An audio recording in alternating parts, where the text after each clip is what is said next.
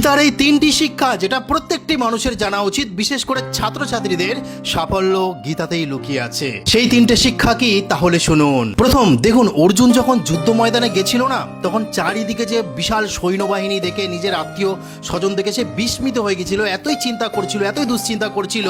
সে তখন ভগবান শ্রীকৃষ্ণকে বলেই ফেললো কাঁপতে কাঁপতে যে হে কৃষ্ণ, এই যুদ্ধ আমি জিততে পারবো তো? তখন ভগবান শ্রীকৃষ্ণ কি বলেছিল জানেন? বলছে, হে পার্থ, তুমি যদি মনে করো যে এই যুদ্ধ তুমি জিততে পারবে না, তাহলে তুমি কখনোই জিততে পারবে না। আর যদি ভেবে ফেলো, আর যদি মনে করো যে এই যুদ্ধ তুমি জিতবে, তাহলে তুমি অবশ্যই অবশ্যই করে জিতবে। আর সেম সিচুয়েশন আমাদের ছাত্রছাত্রীদের ওপর। তারা পরীক্ষার আগে ভাবতে থাকে যে এই পরীক্ষায় আমি পাশ করতে পারবো তো? এত প্রেশার, এত মাস্টার, এত পড়াশোনা, পরীক্ষায় ভালো নাম্বার আনতে পারবো তো? এই চিন্তা ভাবনা করা যাবে না। এই চিন্তা ভাবনাই তোমাদের গ্রাস করে রেখেছে। চিন্তা করতে হবে আমি পরীক্ষায় পাশ করে গেছি, আমাকে পাস করতেই হবে। হ্যাঁ, আমি পাস করব, এই র্যাঙ্কের মধ্যে আসব, এই ক্র্যাক করব।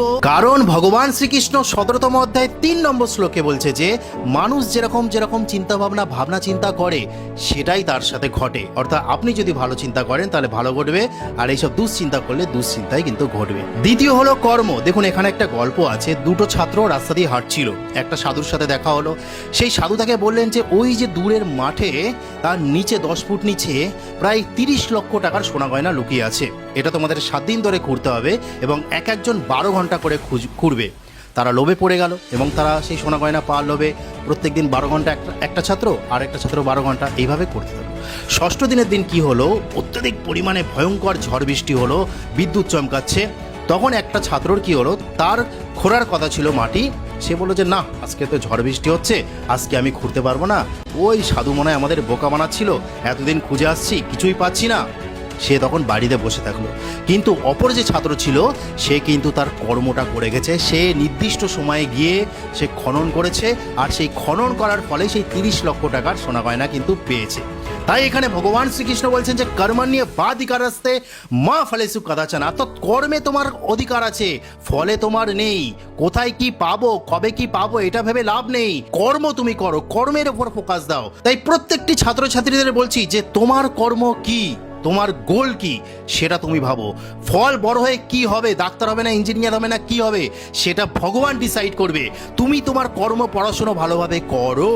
তুমি জব করছো, জবটাই ভালো মন দিয়ে সেই জবটা করো, দেখবে মালিকের কাছে একদিন না একদিন ঠিক তুমি ভালো হবেই। তুমি ব্যবসা করছো, সেই ব্যবসা এত সুন্দরভাবে করো, ফলের চিন্তা করো না যে ব্যবসায় কত টাকা আমি লাভ করব। সেই ব্যবসা মন দিয়ে করো, তোমার ব্যবসা একদিন সাকসেস হবেই। তৃতীয় হলো মাইন্ড কন্ট্রোল। দেখুন ভগবান শ্রীকৃষ্ণ গীতার মধ্যে বলছে যে মনকে যে নিয়ন্ত্রণ করতে পেরেছে না, সে জীবনে সাফল্য পেয়েছেই। সারা দুনিয়া তার হাতের মধ্যে চলে এসেছে যদি সে মনকে নিয়ন্ত্রণ করতে পারে। সেই জন্য তিনি কি বলছেন যে আমাদের দেহে 3টি গুণ আছে, সাত্বিক, রজ এবং তমগুণ। আমাদের না তমগুণই কাজ করতে খুব ভালো লাগে, আরাম লাগে, শান্তি লাগে। যেমন সকালবেলায় উঠে রিল দেখছি ইনস্টাগ্রামে, ফেসবুকে, ইউটিউবে, সারাদিন কেটে যাচ্ছি রিল। যখনই ফাঁকা পাচ্ছি মোবাইল ধরছি, মোবাইল ঘাটছি, এর সাথে কথা বলছি, প্রেম করছি, মেসেঞ্জারে গল্প করছি। তো এইগুলো করতে আমাদের ভালো লাগছে।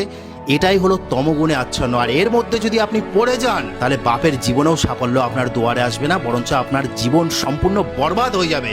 এইখান থেকে বেরোতে গেলে এর উল্টো কাজগুলো কি? আমি দেরি করে উঠছি, আমাকে ভোরবেলায় উঠতে হবে। আমি ইনস্টাগ্রামে মোবাইল ঘাটছি, সেইটা আমি আমার বই পড়তে হবে। আমার ইচ্ছা করছে না যে কাজটা, সেটাই হলো আপনার সাত্বিক গুণ। সেই কাজটা যেটা করতে ইচ্ছা করে না, অনেক কঠিন, জানি অনেক ভালো কিন্তু অনেক কঠিন, সেই কাজটাই আপনাকে করতে হবে। ফাঁকা টাইমে ফোন না কেটে বই পড়ো, পিতামাতা বয়োজ্যেষ্ঠ মানুষদের কাছ থেকে পরামর্শ নাও যে বড় হয়ে কি করা যায়, কিভাবে সাকসেস পাওয়া যায়। স্কুলের স্যার দিদিমণির কাছ থেকে পরামর্শ নাও, দিদিমণি আপনি কিভাবে সাকসেস পেয়েছেন, তাদের কাছ থেকে শোনো তাদের সাকসেস গল্প। যে গৃহশিক্ষকের কাছে তোমরা পড়ছো তাদের কাছ থেকে কিছু শিক্ষা নাও। একটু একটু করে প্র্যাকটিস করো, আস্তে আস্তে করে নিজেকে তৈরি করো। ডেইলি 8 ঘন্টা 7 ঘন্টা মোবাইল ঘাটছো, সেখানে 5 ঘন্টা করো, 6 ঘন্টা করো, 4 ঘন্টা করো, ধীরে ধীরে কমাতে থাকো। এই 3টে শিক্ষা যদি তোমরা ধারণ করে নিতে পারো তাহলে তোমাদের সাকসেস থেকে কেউ আটকাতে পারবে না।